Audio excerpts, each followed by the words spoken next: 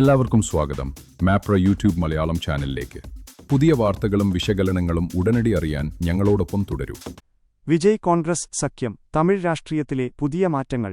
തമിഴ്നാട് മുഖ്യമന്ത്രിയായി ജോസഫ് വിജയ് അധികാരമേറ്റ ചടങ്ങിൽ ലോക്സഭാ പ്രതിപക്ഷ നേതാവ് രാഹുൽ ഗാന്ധിയുടെ സാന്നിധ്യം ഏറെ ശ്രദ്ധിക്കപ്പെട്ടു. 4 പതിറ്റാണ്ടിലേറെ നീണ്ടുനിന്ന DMK ബന്ധം ഉപേക്ഷിച്ചാണ് കോൺഗ്രസ് ഇപ്പോൾ വിജയുടെ TVK പാർട്ടിയുമായി സഖ്യമുണ്ടാക്കിയിരിക്കുന്നത്.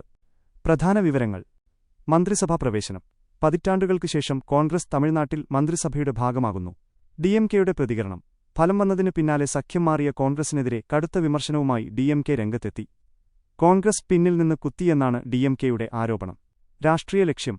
തമിഴ്നാട്ടിൽ വിശ്വസിക്കാവുന്ന മതേതര ധ്രുവമായി വിജയ് മാറുമെന്നും പുതിയ സഖ്യത്തിലൂടെ സംസ്ഥാനത്ത് പാർട്ടി വളർത്താമെന്നും രാഹുൽ ഗാന്ധി പ്രതീക്ഷിക്കുന്നു. സൗഹൃദം. രാഹുൽ ഗാന്ധിയെ തന്റെ സഹോദരൻ എന്നാണ് വിജയ് വിശേഷിപ്പിച്ചത്.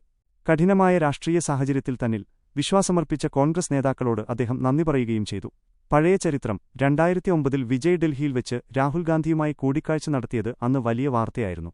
സീറ്റ് വിഭജനത്തിലും അധികാരം പങ്കിടുന്നതിലും DMKയുമായി ഉണ്ടായിരുന്ന തർക്കങ്ങളാണ് കോൺഗ്രസിനെ ഈ പുതിയ സഖ്യത്തിലേക്ക് നയിച്ചതെന്നാണ് റിപ്പോർട്ടുകൾ സൂചിപ്പിക്കുന്നത്.